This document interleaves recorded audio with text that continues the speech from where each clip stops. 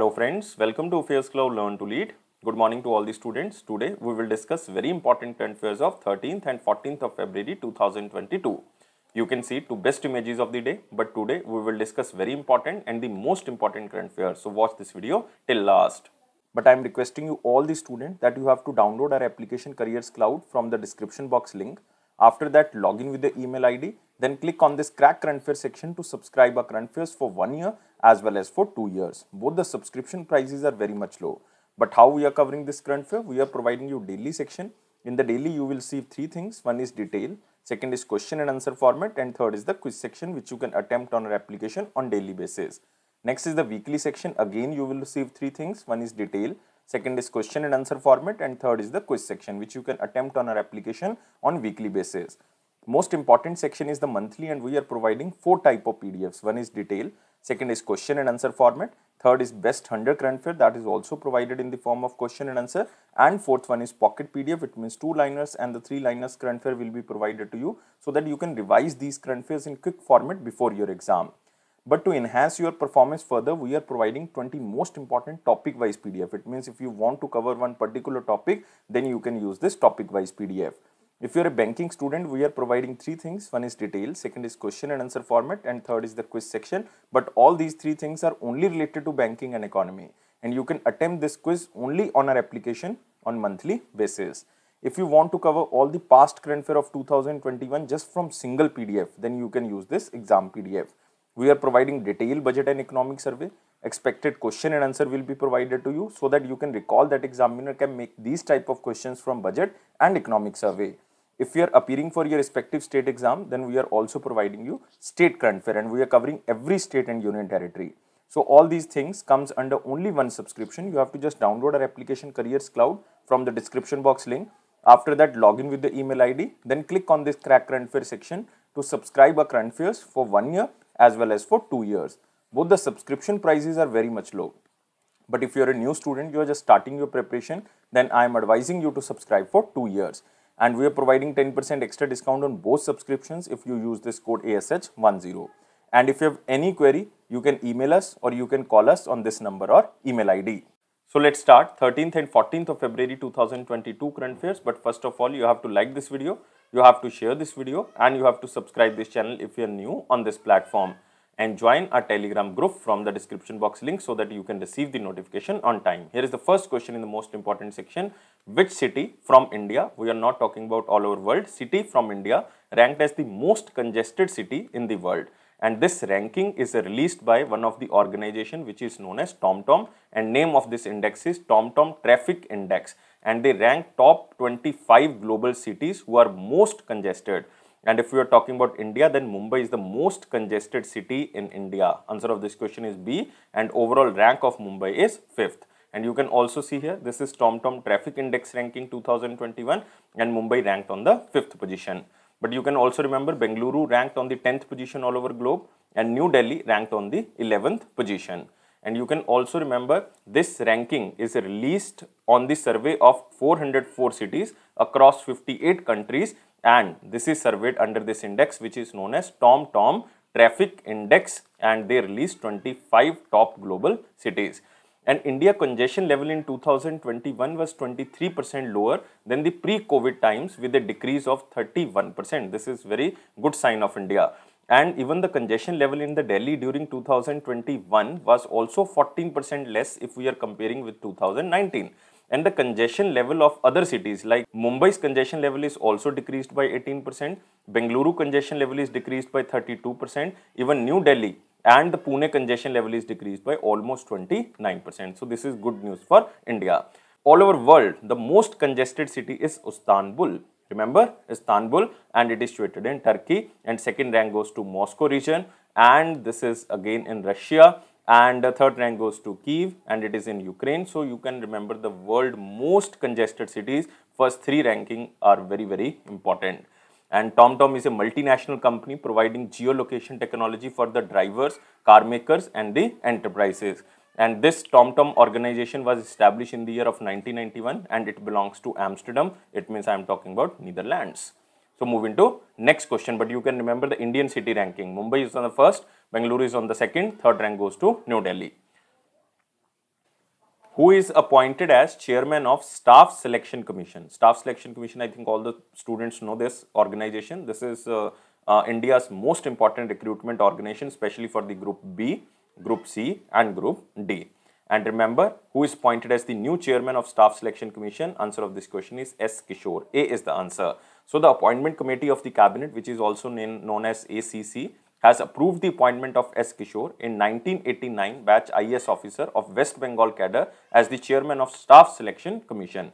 Even prior to this appointment, he was serving as the special secretary under the Department of Commerce under the Ministry of Commerce and Industry. You can also see here the picture of S. Kishore, and earlier this position was Dipti Umashankar, who has been serving as this chairman of SSC as additional charge since 2021, but now the permanent charge goes to S. Kishore. You can also remember the old one, Dipti Umashankar. But you can also remember the other options here like BCD. First option you can see here, Vinay Kumar Tripathi. Vinay Kumar Tripathi recently appointed as the new chairman and chief executive officer of Railway Board. Very important appointment. New chairman and chief executive officer of Railway Board. Urjit Patel, the former governor of RB, he was recently appointed as the vice president of Asian Infrastructure Investment Bank. Asian Infrastructure Investment Bank. Next is Sher Singh B. Khialia. He was recently appointed as CEO of Adani Power Limited. Adani Power Limited. All the appointments are very, very important, especially this Vinay Kumar Tripathi. One Ocean Summit 2022 was organized at which place? So this is the most important question because Indian Prime Minister Narendra Modi addressed this conference virtually, and this is hybrid format of conference, and name of this conference is One Ocean Summit 2022. And this is organized in France. Remember name of the country France, and exact place is Brest. So answer of this question is D. So you can see here the One Planet Summit for the Ocean 9th, 10th, 11th of February 2022, and it was held in Brest in Brittany in France. You have to remember the exact location because examiner will ask this. And this is organized in cooperation with the United Nations as well as the World Bank. Two organizations co-organize this summit. And you can also remember UNESCO pledged to have at least 80% of the seabed mapped by 2030. This is very important because on the occasion of the One Ocean Summit, UNESCO pledges to have at least 80% of the seabed mapped by the year of 2030, especially for the understanding the location of ocean faults, the working of the ocean currents and tides, and the transport of sediments. This is very important. And the United Nations Agency called for mobilization of the 150 member states of its Intergovernmental Oceanographic Commission and the private sector to carry out this exercise. It means mapping will be done under this commission, and this commission will be known as Intergovernmental Oceanographic Commission, and approximately 150 countries can participate under this commission, and private sector companies can also participate to do this exercise. This is very important. And UNESCO already announced that it has set itself the goal of including ocean education in the school curriculum of its 193 member states by the year of 2025. Because as per the UNESCO's the One Ocean Summit, the total funding requirement for the project stands for $5 billion. $5 billion, that is an average of $625 million per year by the year of 2030. This is huge investment which can be done through UNESCO. And UNESCO specially unveiled a common repository of educational content for the policymaker and the curriculum developers to achieve the goal of ocean education. So ocean education will be included in the schools by the 193 members by the year of 2025. And remember, United Nations Framework on Climate Change, which will be held in 2021 in Scotland, in Glasgow. But remember, in 2022, it will be known as COP27, and it will be hosted by Egypt. It will be hosted by Egypt in the November 2022. Again, this ocean commitment will be discussed under this United Nations Framework on Climate Change, which is known as COP27. And you can also remember one important thing about UNESCO. UNESCO's headquarters is in Paris, and Director General is Audrey Azoulay. Audrey Azoulay. So remember all the things which I told you, because all are very, very important, because the main objective of this summit is to mobilize the international community to take tangible action towards the preserving and supporting healthy and sustainable ocean ecosystem. Exact place is Brest in Brittany in France. Moving to next question. So next question is in the very important question section. You have to like this video, share this video as maximum as possible, and please subscribe this channel if you are new on this platform and join our Telegram group from the description box link. Here is the question. Which country became the world's first country to allow drones to operate in the civilian airspace? So again, this question is very important, and this country is the world's first country to allow drones or unmanned aerial vehicles to operate in the civilian airspace. And this country is Israel. So answer of this question is C. It means the Ministry of Transport and the Road Safety of the Israel announced the certification of unmanned aerial vehicles to operate in the civilian airspace. And Israel became the first country allowing drones in the civilian airspace. And the first company who get this certification is Hermes Starliner Unmanned Aerial System or Aircraft System, and it is the first unmanned aerial vehicle to receive such a certification. And this Hermes Starliner unmanned aerial vehicle can fly for up to 36 hours at an altitude of around 7600 meter and has capacity to carry an additional 450 kg of thermal, electro-optical, radar and the other payloads. And this unmanned aerial vehicles will be used for the benefit of agriculture, environment, public welfare, economic activity against crime.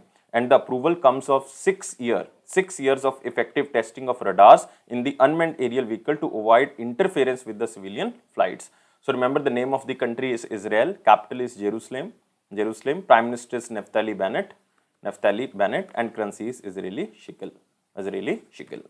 Moving to next question. Who won ICAI, or you can say Institute of Chartered Accountants of India, Award for Excellence in Financial Reporting for 2020-21 in the Public Sector Entities category? So the most important keyword here, this is Award for Excellence in the Financial Reporting, and this is for the year of 2020-21 under the Public Sector Enterprise category. And this ICAI, or you can say Institute of Chartered Accountants of India, is the apex accounting body of India who represented this award, and this award goes to RailTel organization. Answer of this question is D. You can also see this, RailTel gets the ICAI award for excellence in the financial reporting, especially for the year of 2020-21. And this organization ICAI is organizing this annual competition for these awards since 1958. And it recognizes the promotion for better standards in the preparation and presentation of information in the financial statements. So that's why this award goes to RailTel. And remember, RailTel recently started one optical fiber network which is known as Right of Way. Right of Way.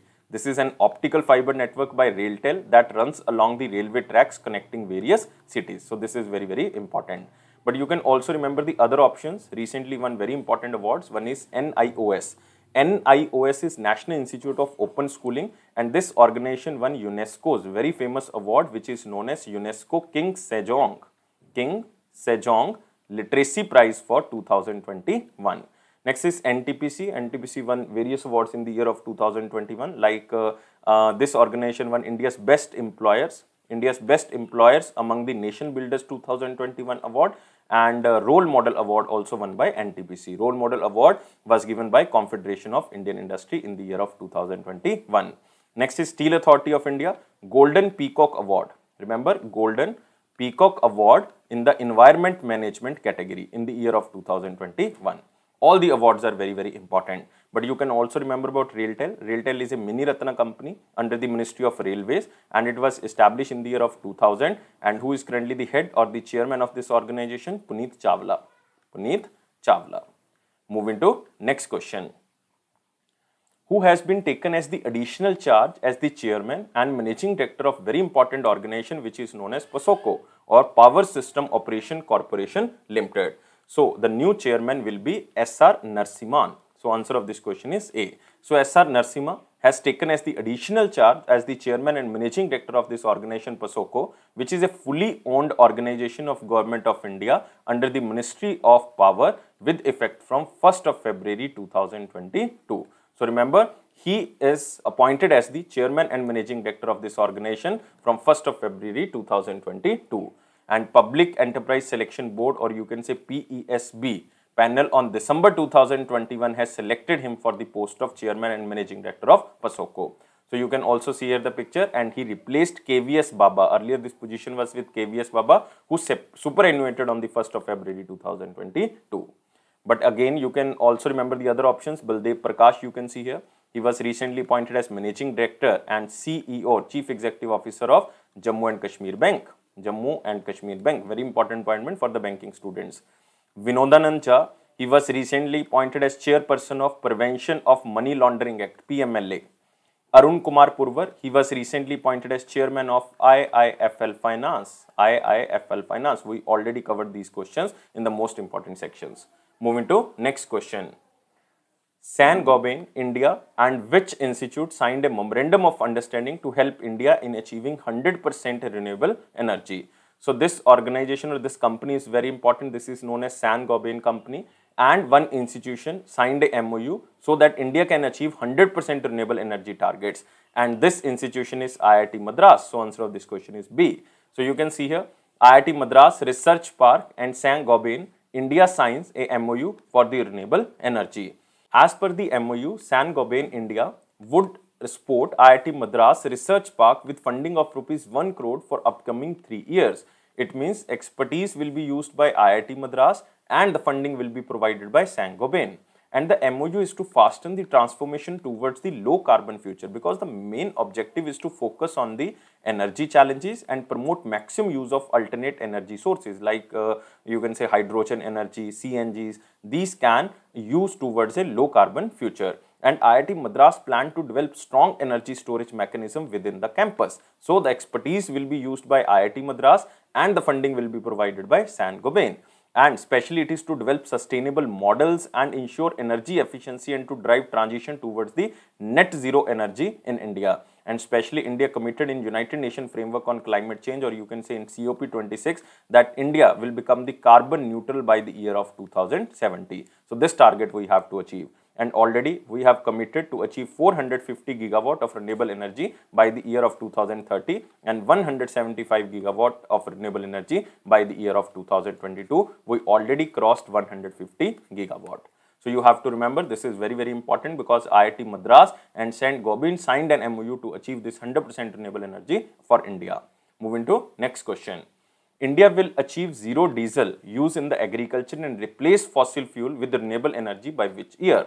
Again, this question is very important for the renewable energy and especially to achieve the renewable energy targets for India. And Union Minister, Power Minister especially, R.K. Singh pointed out that India will achieve zero diesel use in agriculture and replace fossil fuel in the agriculture with the renewable energy by the year of 2024. So answer of this question is D. So renewable energy to replace diesel in the agriculture also by the year of 2024, and this statement is given by Union Power Minister R.K. Singh. So all the commercial and the domestic buildings are directed to follow energy saving codes of the Bureau of Energy Efficiency. And the main objective is to ensure the state participation in fulfilling India's climate commitments, and each state and the union territory can be assigned energy saving target so that we can achieve these renewable energy targets. And all the power demand has to be met by non-fossil fuel methods with the help of energy storage system. As the COP26 climate summit in Glasgow in November 2021, India committed to achieve 500 gigawatt. Remember, in the COP26, India committed to achieve 500 gigawatt non-fossil energy capacity by the year of 2030 and meeting 50% of its energy requirement through the renewable energy by the year of 2030. And it was organized in the line with the Prime Minister commitment of 26th COP towards reducing the carbon intensity of India. We already discussed this United Nations framework on climate change COP26 so many times. Remember, two targets are very important. India committed to achieve 500 megawatt, 500 not megawatt, it's gigawatt non-fossil energy capacity by the year of 2030 and also meeting 50% of the energy requirement through the renewable energy sources under the COP26. And Ministry of Power comes under the Rajkumar Singh, and he is currently the member of Lok Sabha from Ara. Ara is in Bihar. Constituency is Ara. Moving to next question. India and which country signed Memorandum of Understanding on Tourism Corporation? Just simple question. Remember the question as same as in slide. So India and Australia. Answer of this question is B. Signed a Memorandum of Understanding on Tourism Corporation in the field of tourism to enhance cooperation and encourage expansion of the bilateral relations in the tourism. So through this MoU, information and data Information and data related to tourism will be exchanged between both the countries, and the cooperation between the tourism stakeholder, especially the hotels and tour operators and the education providers in tourism and hospitality, will be improved. And you can also see here India and Australia signs MoU on the tourism corporation. And Piyush Goyal ji you can see because he is currently the Union Minister of Tourism. And even India and Australia had previously signed this MoU on tourism cooperation in the field of tourism in 2014, which was expired in 2019. It means this contract is renewed between India and Australia, especially for the tourism cooperation. And Australia's capital is Canberra, and Prime Minister is Scott Morrison, and currency is Australian dollar. Moving to next question. What is the name of central sector scheme launched for the welfare of transgender community? So this is Department of Social Justice and Empowerment who has launched this central sector scheme, and it is launched in New Delhi, and name of this scheme is SMILE. So answer of this question is C. So it is not only launched for the transgender, it is also launched for the beggars, or you can say deprived community. So SMILE, a central scheme to provide welfare measure to the transgender and the people engaged in the act of begging. And it is launched for the 5 years, like for 2021-22 to 2025-26, and total outlay of this scheme is 365 crore rupees. And you can also see here what is the meaning of SMILE. SMILE stands for Support for Marginalized Individuals for Livelihood and Enterprise, especially for the transgenders and the deprived people in the poverty. And the scheme will be launched by the Ministry of Social Justice and Empowerment. Remember this. And there are two sub-schemes under this scheme. One is the Central Sector Scheme for the comprehensive rehabilitation for welfare of the transgender persons, and scholarship for the transgender students from class 9th to post-graduation in order to enable them to complete their education, along with skill development and livelihood management under the Prime Minister Dakshta or Kushalta Sampann Hitgrahi. So you can say this is the PM Daksh scheme, which was launched by the Department of Social Justice. And central sector scheme also for the comprehensive rehabilitation for the persons engaged in the act of begging. And it is to mobilize the persons engaged in begging and avail the services in the shelter homes. Even to facilitate education for the children engaged in the act of begging and the children of persons engaged in the act of begging through shelter, rescue homes, and additional skill development vocational training will be provided also. And this will be provided by Department of Social Justice and the Empowerment. So you can say scholarships will be provided, shelter homes will be provided, vocational training will be provided, and even skill development courses also will be provided. And all these things only provided so that they can increase their income and they can go for the better livelihood. So this is the main purpose of this Department of Social Justice and Empowerment. So remember these schemes, these are just for your knowledge, but the main keyword here is the SMILE. And what is the meaning of SMILE? It is Support for Marginalized Individual for Livelihood and the Enterprise. And this is by the Ministry of Social Justice and Empowerment, who is currently the Union Minister, Virender Kumar. Virender Kumar, and the constituency is Tikamgarh. Tikamgarh is in Madhya Pradesh. Moving to next question. Next question is from picture. This is National Health Authority.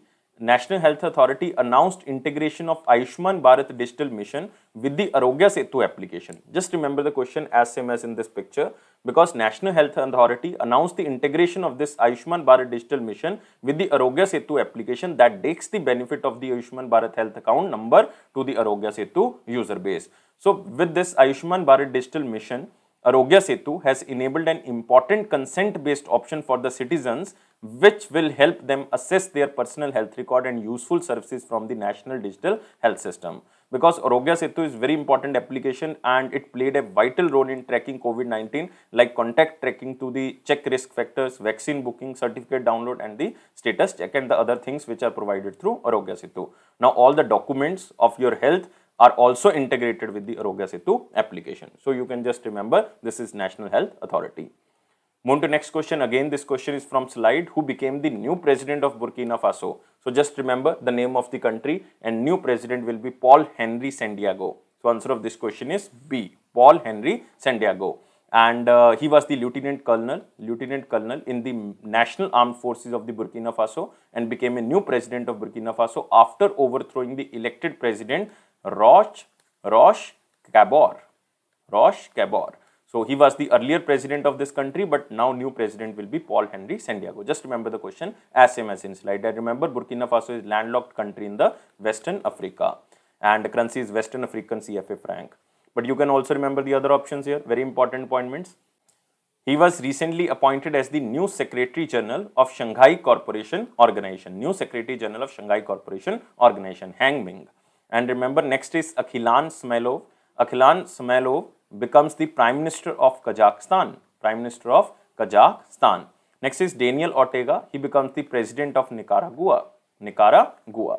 Moving to next question. Ministry of Defense has signed a contract with which company to develop a high altitude pseudo satellite? So remember the name of this satellite, it is also known as HAPS. HAPS stands for High Altitude Pseudo Satellite, and this company will be New Space Research and Technology. So answer of this question is A. So Ministry of Defense has signed a design development contract with the New Space Research and Technology, which is a Bengaluru based technological startup company to develop a high altitude pseudo satellite. And this is Ministry of Defense who signed this agreement. And the first prototype will be developed for the test within the next 4 years. And this high altitude pseudo satellite unarmed aerial vehicle will fly in the stratosphere with cutting edge aerospace development, and it will be able to conduct surveillance operations and sport communication by staying airborne for the months at a stretch. And this high altitude pseudo satellite is being designed to undertake surveillance and communication duties for the months and will also have applications in the civilian domain in the future. And this unmanned aerial vehicle is being designed to fly 70,000 feet, which would be out of range for most air defense system and would rely on the solar energy to power itself. So that's why this is very interesting.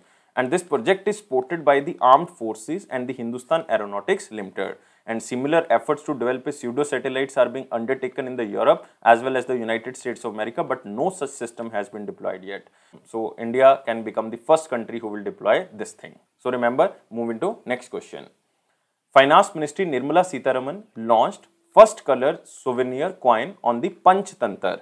So Finance Minister Nirmala Sitharaman launched this first color souvenir coin on the Panch Tantar on the occasion of 17th Foundation of Security Printing and Minting Corporation of India Limited. This is very important organization, especially for the printing of notes.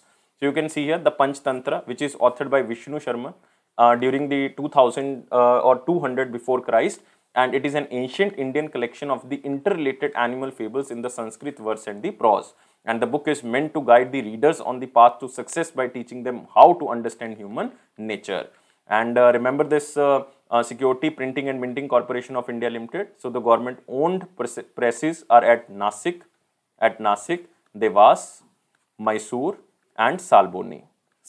One is in the western India, you can say Nasik, Devas in the central India, Mysore is in the southern India, and Salboni is the eastern India. And coins are minted in the 4 mints owned by the government of India. These mints are located in Mumbai, Hyderabad, Calcutta and Noida.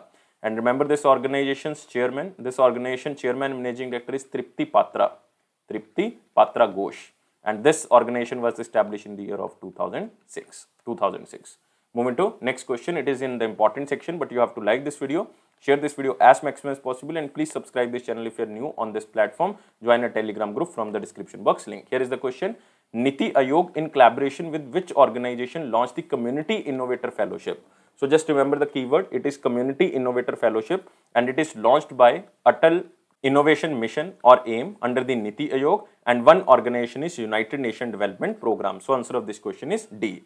So the main aim to provide necessary infrastructure and knowledge building for the young community innovators in the entrepreneurial journey, because it is launched on the International Day of the Women and Girls in Science. So you can also remember Community Innovator Fellowship. It will be provided by Atal Innovation Mission, NITI Aayog and United Nations Development Program, and name of this scheme is, or the fellowship is, Community Innovator Fellowship. And the fellowship is a 1-year-long intensive fellowship program developed as a pre-incubation model focusing on the sustainable development goals based solution for the solving community issue. I think all the students know that we have to achieve sustainable development goals, total are 17, and we have to achieve these goals by the year of 2030.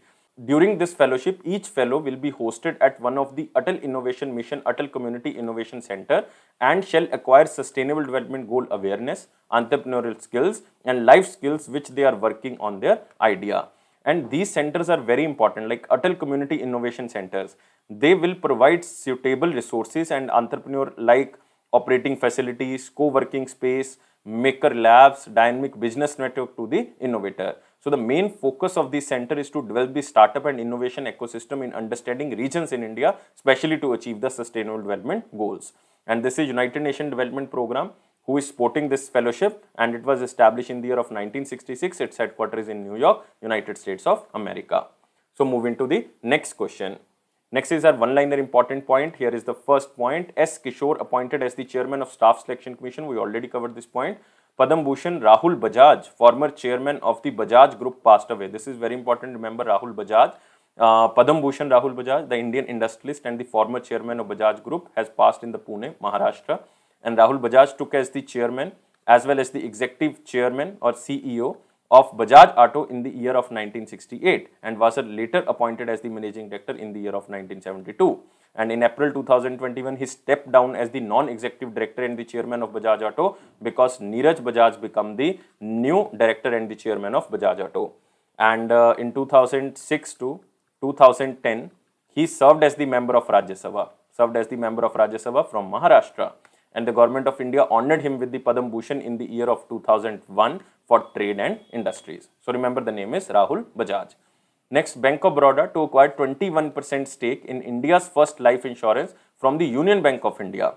So after this acquisition, the total share of Bank of Baroda will become 65% in the India's first life insurance, and UBI share will become 9%. And one investor is more. This is known as Caramel Point investment, but you don't have to remember. Just remember Bank of Baroda acquire 21% stake from Union Bank of India in the India's first life insurance company. And Bank of Baroda CEO is Sanjeev Chadha.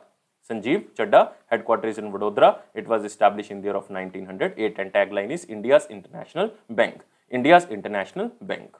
Next is National Productivity Day 2022, observed on the 12th of February. So it is to commemorate the formation of the National Productivity Council of India. National Productivity Council of India. And Productivity Week 2022 also observed on the 12th to 18th of February. So the week following the National Productivity Day, 12th February to 18th of February, is annually observed as the Productivity Week. So the day aims to stimulate and promote productivity and quality awareness in all the sectors of India. And especially the theme of the National Productivity Week 2022 will be self-reliance through productivity. Self-reliance through productivity. And remember about National Productivity Council of India. This council was established in 1958. Its headquarters is in New Delhi. Director General is Sundeep Kumar, and the chairman is Anurag Jain. But the president is Union Ministry of Commerce and Industry, and Union Ministry is Piyush Goyal. Israel becomes the first country to permit drones in the civilian airspace. We already covered. Next is Darwin's Day 2022, observed on 12th of February. So you can also see here one of the picture of Darwin's, and it is to commemorate the birth anniversary of 19th century British naturalist Charles Darwin, who is well known for its theory, the theory of natural selection. Very important theory. And the day highlights the contribution of Charles Darwin and celebrate science. Just remember the day as same as in slide. Moving to next question, it is the question of the day. What is the question of 12th of February 2022? Question was, Head Office of Bank for International Settlement is situated at. So Bank for International Settlement is an international financial institution which is owned by central banks of so many countries that fosters international monetary and the financial cooperation and serves as the bank for the central banks. So this is very important thing. So all India's banks are controlled by RBI. Like USA banks are controlled by Federal Bank, and the other countries' banks are controlled by their central bank. So all the central banks are basically supervised by this banking, or you can say Bank for International Settlement. And its headquarters is in Basel in Switzerland. So answer of this question is B, and it was established in the year of 1930, and total central bank which are members are 62. So remember these things. And who is the general manager of this organization? General manager is Augustin Karsten. You can remember the name if you want.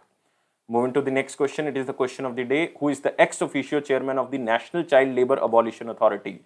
So you have to tell me answer only in the comment box. I am waiting your answer. But please like this video, please share this video as maximum as possible, and please subscribe this channel if you are new on this platform, and join a Telegram group from the description box link so that you can receive the notification on time. It is Affairscloud promise that it will boost your confidence in the general awareness section definitely, but don't take life so much serious. Life is fun. Always be happy like this smiley. Thank you guys. Take care and bye-bye.